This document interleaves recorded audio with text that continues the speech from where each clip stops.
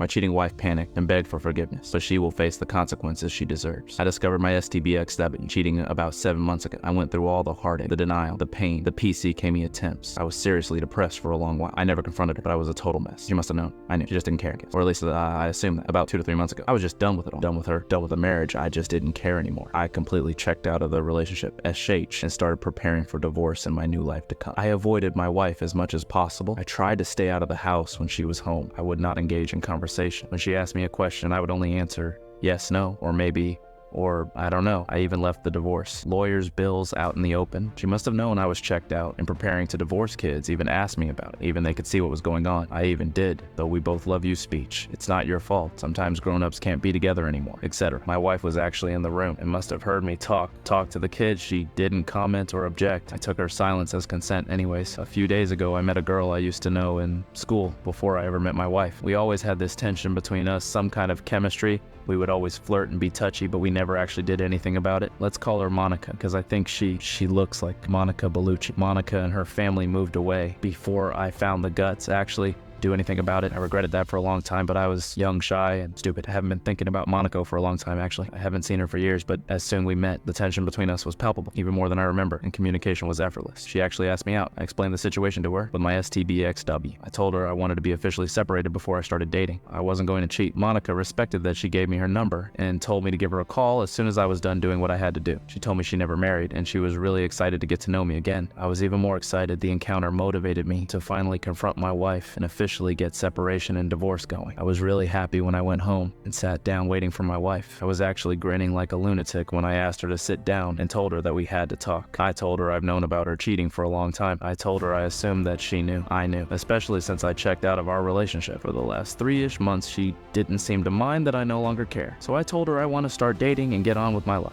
I concluded my speech with all taken into consideration. It's time for us to get divorced, don't you agree? Her reaction was totally not what I expected. She started crying. Not just regular crying either. Like a desperate soul-breaking noise, I have never heard anything like it. She was blabbering excuses, asking for second chances, that the affair didn't mean anything, we could fix this if we try counseling, etc. I was a bit shocked. I thought she would be happy. I told her she could go and be with this guy without guilt. He is obviously more important to her than her family if he wasn't. Why go with him in the first place? She must have known this would destroy us. She can't possibly be that stupid, can she? I told her if she believed we needed to fix our family or our marriage, the time to do that would have been 7 months ago before she had the affair. Now it's too late.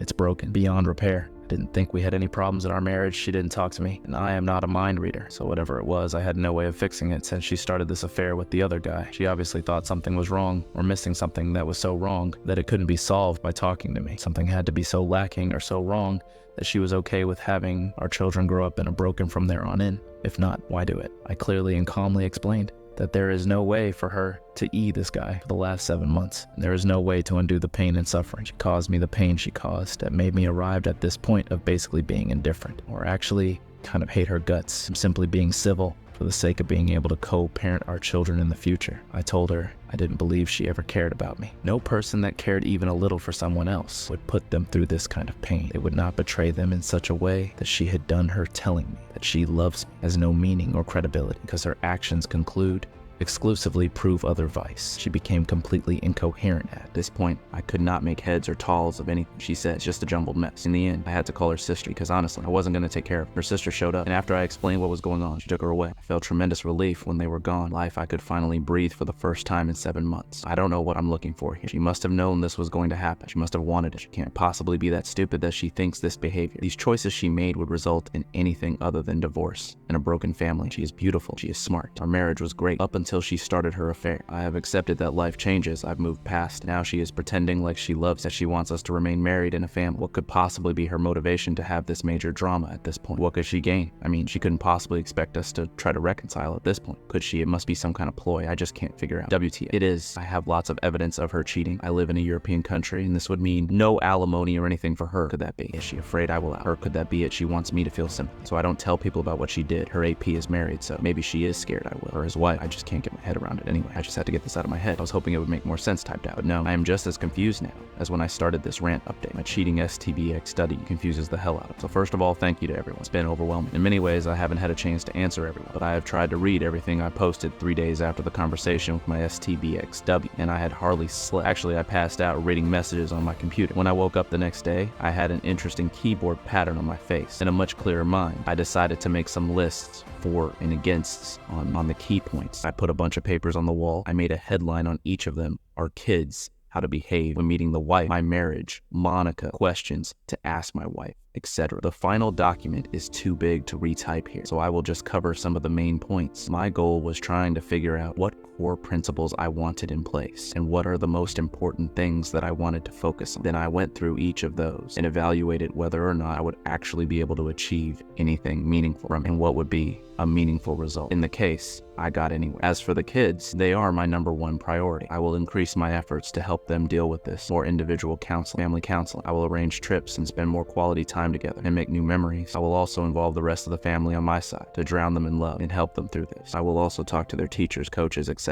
I want to make sure their support system is immediate and everywhere. I got an STI test, and I've also booked DNA testing of the kids. Just thinking they might not be mine makes me very uncomfortable, but I have to make sure for their sake they're not mine. Maybe there is some medical history they need to know about. What if they want to reach out to the real father when they get older? How will they see me if I don't act now to make sure hopefully they are mine? And I will be stressed until I get it confirmed one way or the other. After talking alone to their therapists first, they joined us and we explained everything carefully and let them ask as many questions as they wanted. I repeated over and over and over again that they could come to me with anything. I am their dad. I love them more than anything, and I will always be there for them, whatever they need, no matter what. As for my marriage, I came to the conclusion that I can never trust my wife again. Without trust, it's not possible to have a relationship. I also came to the conclusion that I do not love my wife. I don't love the person she has become. My love for her used a very big part of me, but she killed that with the affair. It totally changed my perception. Maybe I could learn to love her again, but to be able to do that, I would have to want that. And TBH, I don't want to better to end it and get on with our lives. I no longer want this marriage. I don't want our relationship. I don't want her, the part of me that loved her, the part of me that used to feel endless joy and happiness when thinking about her. It now fills me with dread and memories of pain. Actually, any thought of association with her causes me serious discomfort at the moment. Divorce is inevitable, I think, and I want to get it done as soon as possible. As for Monica, I talked a lot to her. I had some concerns based on the feedback I had here on Reddit. Maybe it wasn't such a good idea to jump into a new relationship. I also didn't want to bring her into my mess, and let's face it, my life is a total mess at the moment. She disagrees. She said life is messy, might as well see how we deal with that together while dating. I found out why she never married. She was engaged. Actually, her fiance died unexpectedly in a work accident almost 5 years ago. This devastated her, and even though she had gone on a few dates since she had not been able to form a connection with anyone from her perspective, life is short and you have to take risks whenever a true opportunity presents itself. I explain how I don't want to start anything until after the divorce is official. I don't want to cheat while I technically marry. She agrees and respects that. I also talked about how it could be perceived if we all of a sudden wear an item out in the open for everyone to see. It would be easy to try to frame her as the home wrecker. I don't want that. She agreed, and we will wait a little bit after it's official. Until we do anything, I feel incredibly drawn to Monica. This phone call is a borderline emotional affair in my mind, so I will not contact her again until I'm done with legal separation. We agreed that I would get my affairs in order and contact her when I was ready, and we would see what we do. Then when it came to planning the meeting with my wife, I wrote down some principles on who I want to be. I would make every effort in my meeting with her to try to be that man, the man I used to be. Before all this, I decided I needed to stay calm. I would make every effort not to be cruel. I would keep in mind that the purpose of this conversation was to move on with our life. The purpose was to be able to co-parent as good as possible for our kids. Still, I prepared a list of questions to try to understand her thinking, to have this affair, and also what she was thinking about moving forward. I was not going to be deceitful. I was not going to give her false hope that there was a chance to reconcile just to get a post or some benefit in divorce. I have decided to act as fairly as possible. I will divide all assets with her equally. We will have 50-50 custody. Even though she has acted terribly towards me, I will not use her as a role model. I will act so I can stand by my actions today, tomorrow. In 20 years from now, I hate her, what she did to me, what she did to us, to our children. But I love the memories of the good times we had together while it lasted. And I love our children that we created and raised together. I will try to remember her in this light moving forward, not her cheating. I can't carry hate in my heart. So at some point, I need to forgive her. I can move on up until the point she cheated. I think we had a very good good marriage. We would make love every day. We spent a lot of quality time together. We hardly ever argued. We sacrificed for each other willingly. I was actually very open with her up until I discovered her infidelity. I believe she was open with me as well, but now her action shows this not to be the case. So Saturday came and I went to see her. Her sister had warned me that she was not in good shape. She was not wrong. My STBXW looked absolutely horrible. Bloodshot eyes, swollen face, unkempt hair. She looked many sizes smaller than I remember, like she had imploded into herself. I doubt she has slept or eaten much this week. We all sat down and my wife was shaking almost uncontrollably. I felt surprisingly calm. I felt for her obvious pain, but not as a loving spouse. I felt for her pain, like I would feel for an actor in a movie I was engaged in. I don't know how to explain the feeling really. It confirmed that I probably don't love her anymore. I just sat there and waited for her to collect herself enough to speak. She started several times, but would break down crying watching her. It's clear it's not an act. I've seen her cry many times before, but never like this. I guess people can fake cry, but I doubt anyone can fake the look of crying. Non-stop for a week, mixed with soul-torturing sobs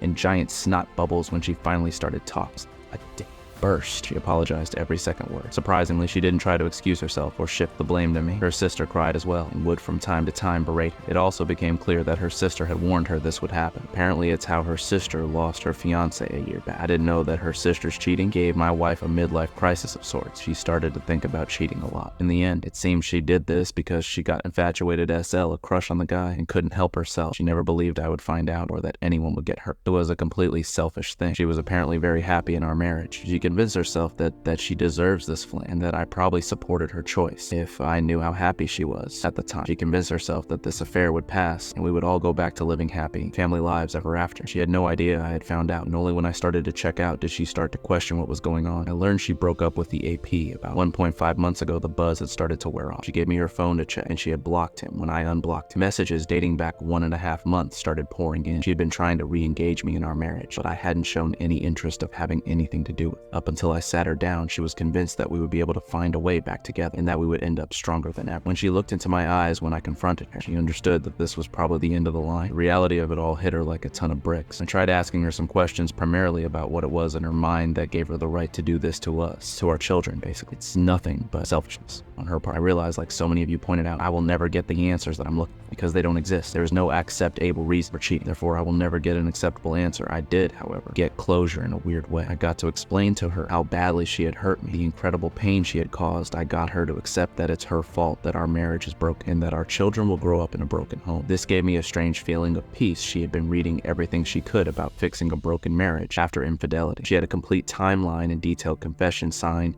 and everything ready for me. I haven't read it. I just gave it to my lawyer. She begged and begged and begged for a second chance. She would do anything. She said, I told her I didn't believe her. In fact, I didn't believe anything. She said, I just don't trust her. She asked me what she could do to fix it. I told her she broke it. If she doesn't know how con, she expect me to present her with a solution. I asked her if she was in my shoes. What would she answer to that? If anything, these types of questions was back and forth for a while. In the end, she conceded that had the roles been reversed, probably wouldn't forgive this either. I told her I had gotten an STTI test and that I would DNA test. The kid, she completely broke down for about 20 minutes. When she heard this, she insisted that this was the only time she had ever cheated or done anything out of line. Again, after some back and forth, she conceded that I had no reason to believe her, and if she was in my shoes, she would probably do the same. I asked her if AP's wife knew. She didn't know. She conceded that she deserved to know. I asked her if she should tell her, or should I? She asked me if I would consider reconciling or marriage counseling. If she told her, I told her no, but I said it would help her regain a tiny bit of respect in my eyes. She promised to tell the AP's wife and everybody else she would go to HR as well and confess everything. Again, I told her I don't really believe her. She swore she would never be with anyone else and that she would never give up on getting back with me, even if it took the rest of her life. I didn't believe her, but I didn't say anything. It was getting redundant. At this point, she offered me a one-sided open marriage access to all her communication, 24/7 availability. I told her that I had talked to Monica and that I am waiting because I don't want to cheat. I don't want to be in an open relationship. It would hurt her if we did that, and I don't want to hurt other people. Like she hurt me. I don't want to be her jailer either. Constantly snooping on her and being suspicious isn't grounds for a healthy relationship. I am not interested in intimacy without a deeper connection either. Sex for the sake of mechanical sex has no value for me. If I need mechanical release, can fix that on my own. I don't need a partner for that. At this point, we were all exhausted. We had been going out for over 5 hours, and my wife had been crying on a scale from bad to absolutely horrifying. Almost the entire time, we weren't going to get any further on this. It was done. I told her very clearly that the love I used to have for her had died. I didn't recognize the person had become anymore. Our family had died by her hand, and that I would go through with divorce. I told her she could not undo what she has done. The only way to avoid this result would have been to not start the affair. 7 months ago, I didn't want our marriage, but I didn't want her back. I did not want more pain. I suggested we go no contact back for a while to get some distance and perspective. I told her I already filed and that my mind was made up. We could start family therapy to co-parent, but beyond that, I don't even want to see her. This was incredibly painful to tell her. She was crying hard while mumbling, no, no, no, no, no, no, please, no, please, no. When I got up to leave, she got a massive, almost explosive nosebleed. She started to reach for me, but she passed out. I managed to catch her before she hit the floor. I drove her and her sister to the ER and stayed until I learned she would be okay. Last night and today, STBX Alibi has been telling everyone what she has done. The AP's wife called me this morning to get confirmation that what my wife had told her was true. I sent her copies of some of the evidence I just learned she kicked her husband out. She wants to meet and look at more of the evidence she has been suspecting for a long time, but haven't had anything solid. I suggested we sit down for dinner tomorrow. She had a need to talk and asked if we could talk on the phone. I don't know if I can take that on right now. I told her maybe later. I freely admit I am feeling like a piece of vest. I haven't been able to sleep. Cracks are forming in my resolve. I know I must stay strong, but it's very hard. Why do I feel so guilty? Why do I feel responsible to try to fix this? We may be able to fool ourselves for a while, but it will most likely not work long term. Some of her friends and relatives have been calling me up, cursing me out. They think I should give her a second chance, but in my mind, I am thinking, why drag out the pain better to get it over with so we can start to heal and build new lives. So that's it. Nothing spectacular. No revenge, no resolve, no peace, no happy ending. Just more pain for all of us. My mind is in a very dark place right now. I don't know what to do, to be honest.